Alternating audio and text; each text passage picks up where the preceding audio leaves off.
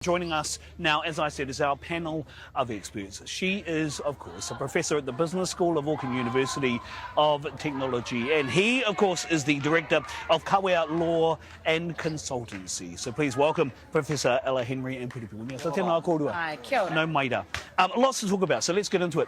Ahorangi, what have you seen? What have you felt over the last week, knowing, as I know, and as many people know, of your experience and expertise in Māori activation? It's impossible to ignore the flow of ihi and wehi that is happening, and not just amongst our Māori, but against tangata Tiriti, tangata whenua, tangata moana. This is a coming together that is unprecedented in the last 20 years, in my view, and it is a powerful force for change. Piripi? Tai mai te kaupapa ki rota iau ki kahungunu, i te rāhoroi, ātāhua, it's hard to articulate just how beautiful it was, but with that many people, you could feel like something could get away from you, but it never felt like that. It felt really grounded, really well organised. The mātāpono were coming through really strong. It was about kotahitanga. Everyone was standing shoulder to shoulder. Everyone was there pushing messages of hope, of a better tomorrow through partnership, through unity, and that it was really, ia tāhua. Are you surprised by that? Because, foundationally, this is a reaction to what many people would call something quite negative in terms of the Treaty Principles Bill, that many people have talked about. This isn't me saying it. Many people have made mention of that. And yet, as Piripi has said, Ahorangi, there are some incredibly positive things that have been mentioned and communicated throughout the whole week. We have a very long history, I think, over the last 184 years of being activated when necessary. Back in the 19th century, that included occasional warfare and much more intense struggles. But you know what? When you poke the taniwha, you reap what you sow. And this government and the legislation that they are forcing upon us has poked the taniwha, and it has made us come together in a way that we have not done for a long time. Can I ask you a political question? Do you think that the National Party and the national government part of the coalition government has lost the agenda in allowing this bill to be put to, yes, first reading and eventually to second reading? I personally think that they've been held to ransom by the coalition and the extreme demands of their coalition partners, and this does not serve them well, and I think the polls are saying that. And the fact that so many tens of thousands of not just Māori but New Zealanders are outraged by these changes means that they're going to have to think very carefully how they move forward. Yeah, and speaking of moving forward, Piripi, I mean, Hone Harawira said for the next generation to stand up. What I've noticed is a lot of rangatahi. Ko tō koutou haka tupuranga tērā, te arahi mai nei a tātou. Ko te ātāhua, e tukunana, hei arahi te iwi. And what I've seen in, all of these videos and the own activation in Hastings is a willingness of Pōneke to put rangatahi forward in that moment. And it's been really powerful that, that idea that this is a response, I think, is something that our rangatira in this movement and our rangatahi as well have managed to dispel it. They've really taken ownership of the narrative and said it's not about that bill, it's about something bigger than that.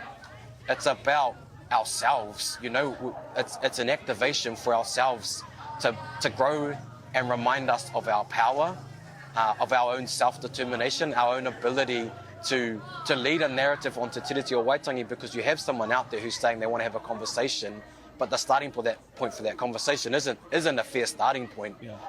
Taking control of that narrative is bringing people with us on this movement and saying, hey, if you understand what's really happening here, you'll see the unfairness in that bill, and you'll see why you want to walk alongside us and be a part of this movement. Yeah, and that's happened. Happened. Absolutely.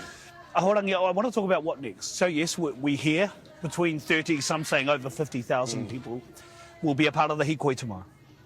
Ahorangi, what happens after that? What do you want to see happen after that? What I'm seeing and what I'm most proud of is rangatahi coming to the fore and taking control, as you said, of the narrative, the activation, and my job is to stand behind and be, a kaitautoko. Our time is the past, and we did not we did not succeed at everything, and maybe this next generation won't succeed at everything, but they will move the boundary. I do not live in the same country I was born in, and I am very pleased about that. But politically, though, Politically what do also. you think politically should happen next? I mean, I know David Seymour's been very clear. This is not the end. No. The second reading won't be the end. Well, clearly, New Zealanders of all ilk are going to have to say at the next election what they think about this coalition. And my view is at this point in time, with the feedback I'm receiving all around the motu, that this particular government is on shaky ground.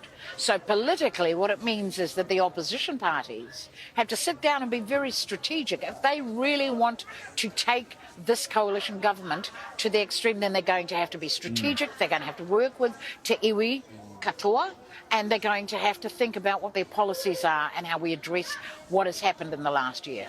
Piripi, I want to ask the same thing. And, you know, obviously you spoke on behalf of Te Hunga Rangatahi at the first Hui Ko Taitanga Kōpai Ki Itu Heitia of January this year. Have the expectations that you and the Kāhui Rangatahi set out at that hui, have they been met? And what else do you want to see happen? Hapai. I'm worried that I'm at the outer edge of rangatahi now. You're more adjacent than some of us, brother, I have to say.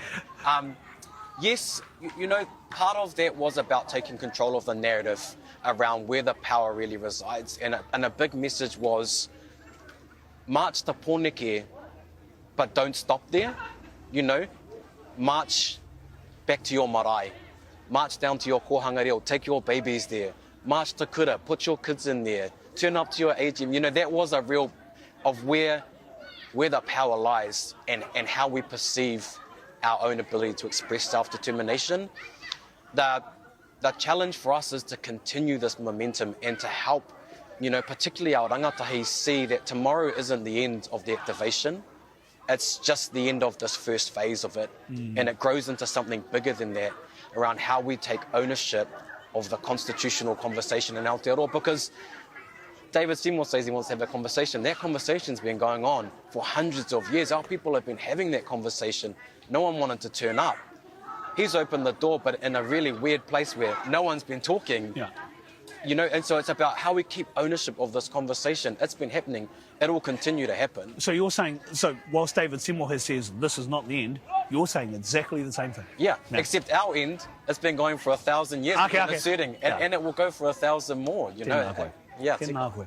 E taku ahaurangi, e te hoa Piripi, tēnā kōrua. Thank you both very much for joining us live here at Takapūwāhia Marae. Ngā mihi. Ngā mihi nui kia kōrua.